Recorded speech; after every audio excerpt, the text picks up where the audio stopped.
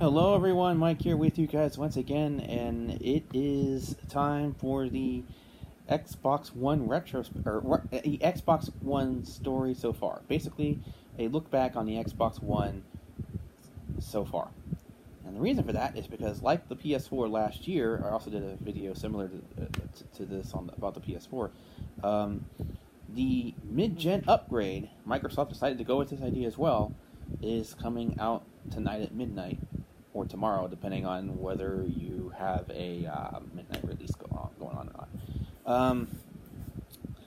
So the Xbox One, Don Mattrick really screwed things up with it because, unlike the 360, his vision with the Kinect and all of that didn't hurt 360 so much because it had the better multiplats at the time, and the Xbox 360 was established as the go-to console for multiplats. So, the Kinect didn't really hurt it that much, but when it came time for the Xbox One, and Don Mattrick wanted to continue that vision for the Xbox brand, it really crippled the Xbox brand, literally overnight. It went from the dominant brand in the States to a toxic, very, very toxic brand. So the backlash was immediate, and it wasn't just the Kinect focus and the focus on casualness.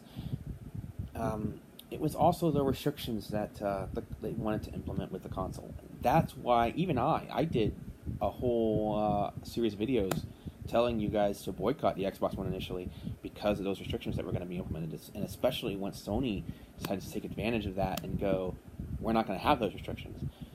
It really made the Xbox One look bad. So Don Mattrick was forced to end that vision. And I was glad he did because I think the Xbox is better for it.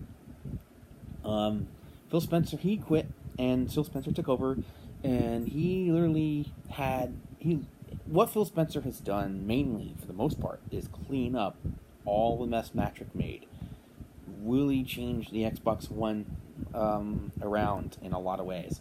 The one mistake I think that Phil Spencer has made is he's made the games available on PC, and I know they view it as doubling their audience, but I think the opposite's happened because even though some people might some people view the PC as not relevant to the console space because it's for a different audience and there's so many different things you have to do with PCs you don't have to do with consoles.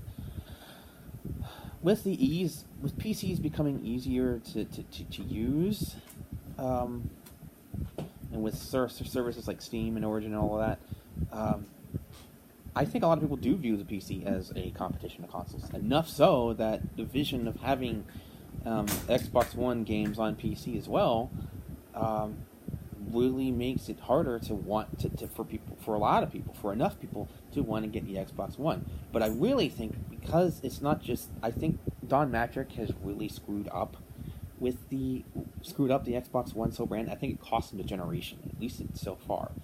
I think what's happening now is they want to try to change that by having a powerhouse of a console. But I said originally that because it's been 4 years,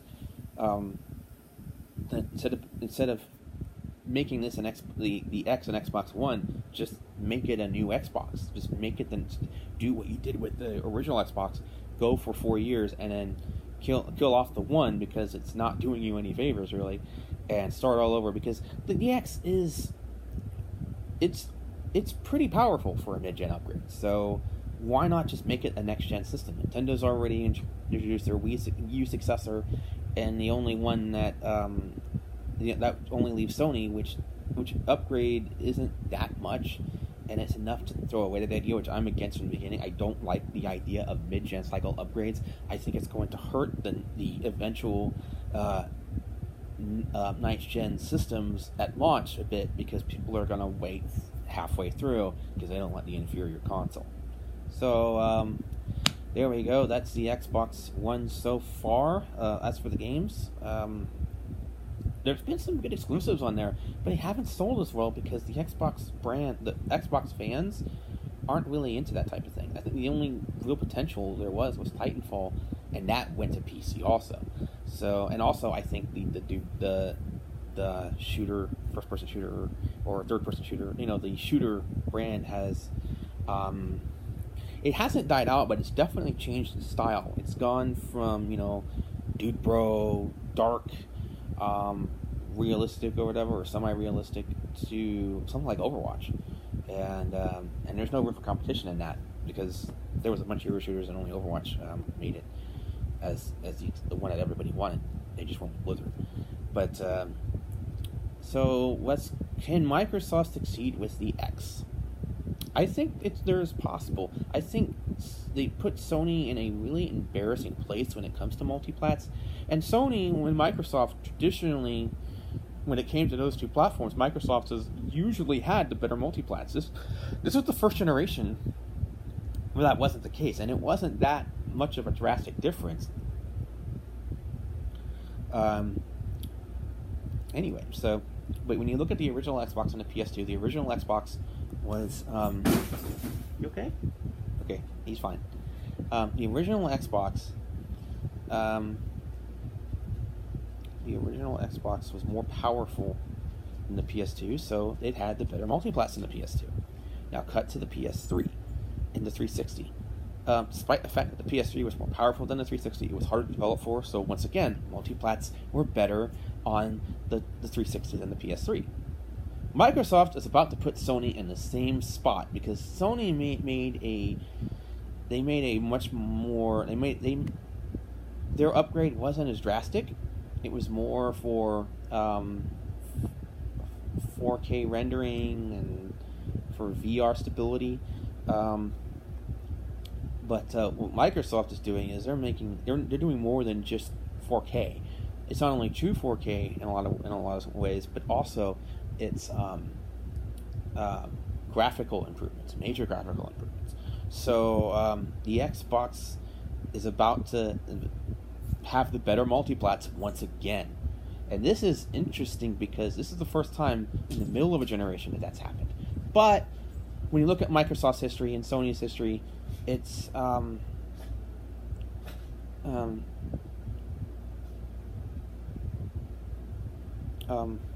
it's usually been that way for the most part. Well, so that's Microsoft is putting PlayStation once again in. Oh, I get my multiplats on Xbox, but I have my PS3 or I got my PS4 or PS4 Pro for the exclusives. Sony's going to have to double down on their exclusives once again, which is not going to be too hard for them because they have some great ones coming up. But the multi-plat advantage is clearly going to be on the Xbox side once again. So you're going to probably want to have both systems, just like before. Any disadvantages? Oh yeah, the price. I think the price is going to be the most expensive system on the market, so that's going to hurt Microsoft, I think. And also the lack of true exclusives. I know PC, but again, many people view the PC as a valid competitor in the gaming space now. So the lack of exclusives, when both their competition has great exclusives,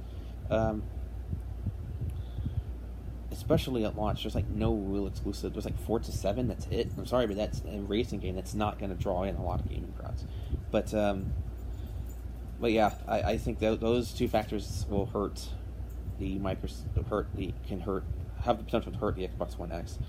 But they're really banking on power. They're really banking on the better multiplats. They're focusing on multiplats basically, because Sony did that for the first few years and it worked well for them. But again, Sony was still cheaper, so that's a factor as well. Let's see, anything else? Well, all I can say is if you have a base Xbox One or an Xbox One S, it's about to become outdated. And the Xbox One X is so powerful when it comes to multiplats, your PS4 Pro is going to be outdated, and so is the Switch. Because I think what's coming is it's going to happen sooner than later, probably within the next year or two. Multiplats there's going to be not only exclusives for just the Pro and the X, but it's possible that Sony doesn't make a move, which I think they're going to. They're going to have to do something now. because the differences is so huge now, and it's a much bigger deal now than it was back in the day, because there's more focus on third party than there are first party games in the market today. But it's the X is going to make the Pro look outdated. So at least when it comes to multiplats, it's an outdated system as well. Like, it's still good to have for exclusives. But that's really the only reason to have the Pro is for the exclusives. If you want the best multiplats, the X is going to be where it's at, and it's a serious upgrade this time around. So yeah, if you bought a console at launch, once again, just like last year, it's about to become an outdated system. And honestly, I don't see the S, other than the price point, having any reason to be on the market. Because the S is simply going to be a lesser version of a PS4 with a 4K Blu-ray player. That's all it's going to be. There's not. I don't really see any room for the S on the market other than its price point. So the X comes out tonight and tomorrow. So be prepared for your system to be outdated. You don't want to fall behind. I've said this last year with the PS4. Xbox fans, it's time to upgrade once again.